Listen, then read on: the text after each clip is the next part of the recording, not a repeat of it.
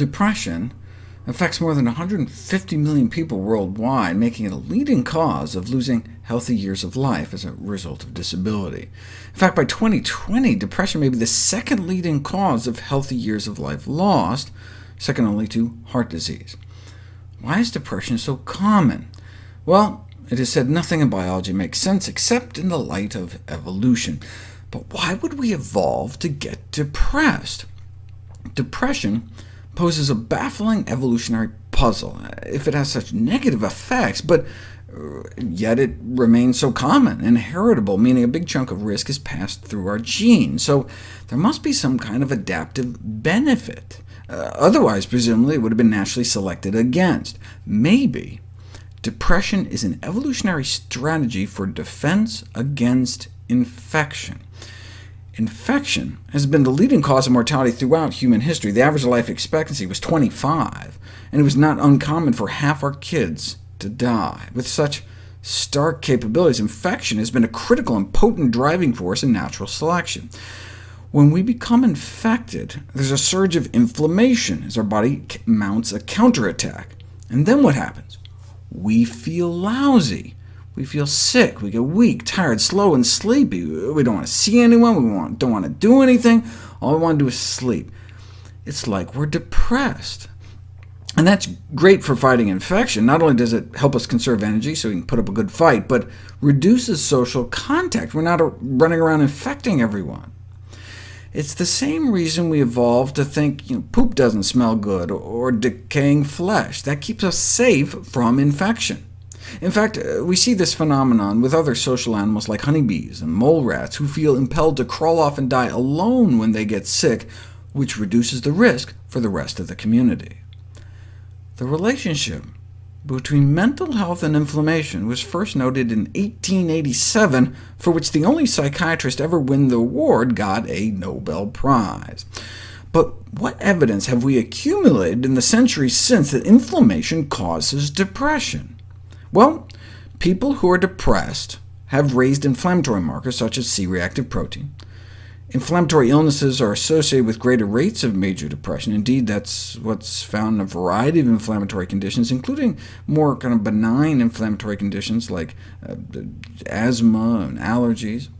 And that's important, suggesting the mood symptoms are not simply feeling bad about having a terrible disease, but maybe directly tied to the inflammation.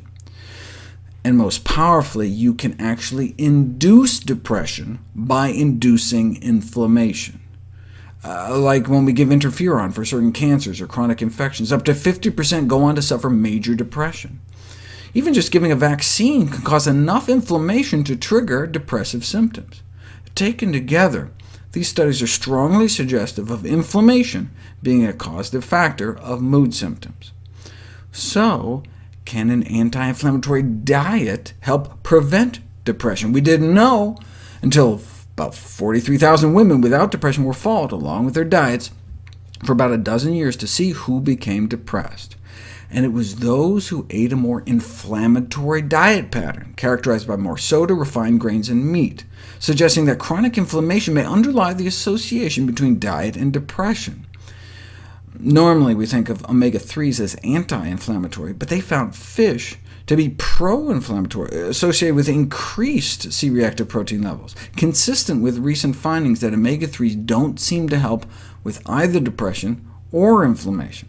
The most anti-inflammatory diet is plant-based, which can cut C-reactive protein levels by 30% within 2 weeks, perhaps because of the anti-inflammatory properties of antioxidants. I've talked about this before, but never really explained why antioxidants are anti-inflammatory.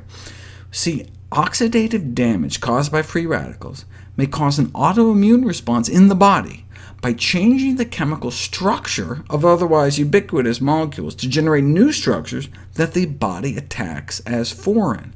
For example, when LDL cholesterol gets oxidized, our body creates antibodies against it and attacks it. And so clinical depression can be accompanied by increased oxidative stress and the autoimmune inflammatory response it creates. Free radicals lead to autoimmune inflammation. Where else does inflammation come from in our diet? Endotoxins. Right? It's worth reviewing how the endotoxins in animal products can cause a burst of inflammation within hours of consumption. What does it do to our mood? If you inject endotoxin into people, within a few hours, inflammation shoots up, and so does feelings of depression, as well as feelings of social disconnection between people.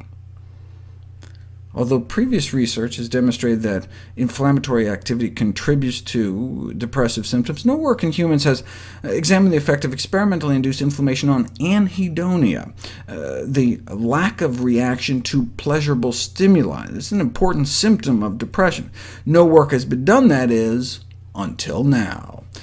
Within hours of endotoxin hitting their bloodstream, these experimental subjects not only started to feel depressed, but they had significant reductions in activity in the reward center of their brain. They were less excited about winning money playing video games, for example, in this study. But by eliminating animal products and eating antioxidant-rich diets, we may be able to prevent or treat depression.